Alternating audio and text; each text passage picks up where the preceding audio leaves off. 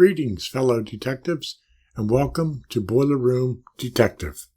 The case of the upset custodian. We sold several new boilers to replace an old cast iron sectional boiler.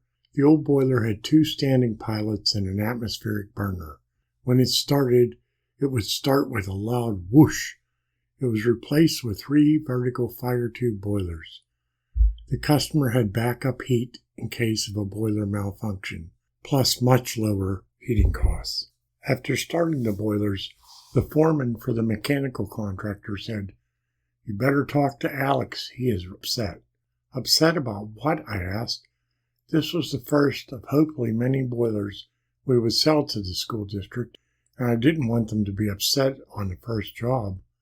"Better talk to him," the foreman said.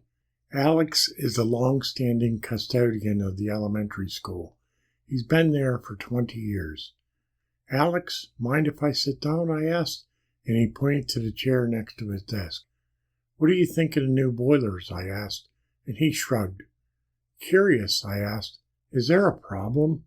He nodded slowly, and I asked, "What's wrong?" "I just don't like 'em. I've been here 20 years, and now they throw something new at me.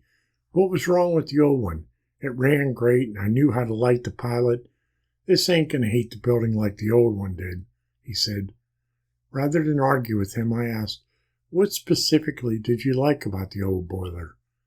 After a few minutes of talking, the real reason came out. Every morning for the past 20 years, Alex's wife gave him homemade soup to help warm his bones, as she said.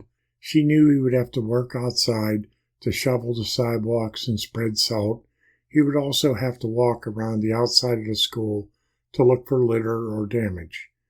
He would place the metal container under the burners a half hour or so before lunchtime. The radiant heat from the burners would heat the soup. When he came inside, his soup would be nice and warm. I thanked him for telling me the reason. "Well, what happened?" the foreman asked. "I'll tell you in a bit. Right now I have to go to Walmart," I said, and the foreman looked at me as I walked outside. An hour later, I returned with a small microwave oven and set it on the edge of the workbench. I showed Alex the microwave oven when he walked into the boiler room.